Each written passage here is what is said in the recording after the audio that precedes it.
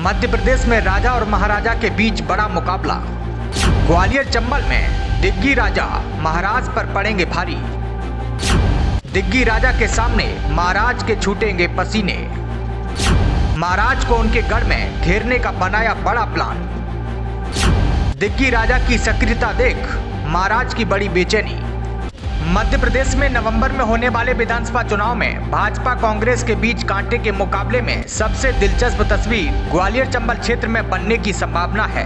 अंचल में महाराज पुकारे जाने वाले ज्योतिरादित्य सिंधिया के समर्थक विधायकों के साथ भाजपा में शामिल होने और अंचल में दिग्विजय सिंह राजा पुकारे जाने वाले की बढ़ती सक्रियता के बाद बदली परिस्थितियों में मुकाबला सीधे महाराज बनाम राजा होना तय माना जा रहा है। विश्लेषकों का मानना है कि अंचल में यह पहला चुनाव होगा जब कांग्रेस भी पूरी एकजुटता के साथ भाजपा के खिलाफ चुनाव लड़ेगी, वरना अब तक राजा महाराजा की कांग्रेस आपस में ही लड़कर एक दूसरे को निपटा देती थी।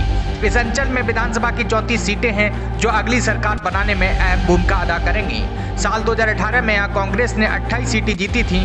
दरअसल चुनाव में तमाम मुद्दे और समीकरणों के साथ सियासी अदावत भी अहम है। ग्वालियर चंबल ही वह क्षेत्र है जिसमें बड़ी संख्या में विधायकों ने कांग्रेस छोड़ी और साल 2020 में प्रदेश में एक बार फिर से भाजपा की सरकार बन गई। उपचुनाव में अधिकांश को भाजपा ने टिकट दिया और वह फिर से विधायक चुने गए। उपचुनाव में सर्वाधिक 16 सीटें ग्वालियर चंबल की थीं, जिसमें भाजपा के पास 10 सीटें आई थीं, लेकिन 6 सीटों पर कांग्रेस तब जीती थी।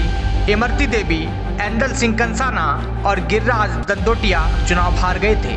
इधर हालात तो ऐसे बन चुके हैं कि ग्वालियर चंबल से भाजपा और कांग्रेस के कई दिग्गज नेता होने के बावजूद विधानसभा चुनाव में मुकाबला राजा और महाराजा के बीच ही होने की संभावनाएं बनती दिखाई दे रही हैं। भाजपा की तरफ से ज्योतिरादित्य सिंधिया बड़ा चेहरा है, तो कांग्रेस ने सिंधिया के खिलाफ मोर्चा संभालने के लिए पूर्व मुख्यमंत्री दिग्विजय सिंह को उतार दिया है। दिग्विजय सिंह ने अंचल में कई दिन बिताकर रणनीति भी बनाई है। भाजपा भले ही समरसता का दावा करे, लेकिन ग्वालियर चंबल में कांग्रेस में आए नेताओं के कारण दिक्कतें तो झेलनी पड़ रही हैं। पार्टी के मूल नेता और कार्यकर्ता नाराज बताए जा रहे हैं। सिंधिया समर्थकों और पार्टी के पुराने कार्यकर्ताओं के बीच समन्वय परवान नहीं चढ़ पाया है। इसी का नतीजा है कि पार्टी ग्वालियर में 57 सालों के बाद महापौर का चुनाव हार गई।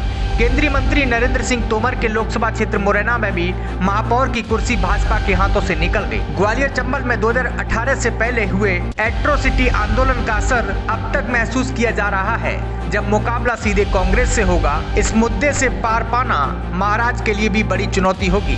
भाजपा भूली नहीं है, किसी मुद्दे पर ऐसी मतदाता पार्टी से दूर हुए थे और सत्ता का समीकरण बदल गया था।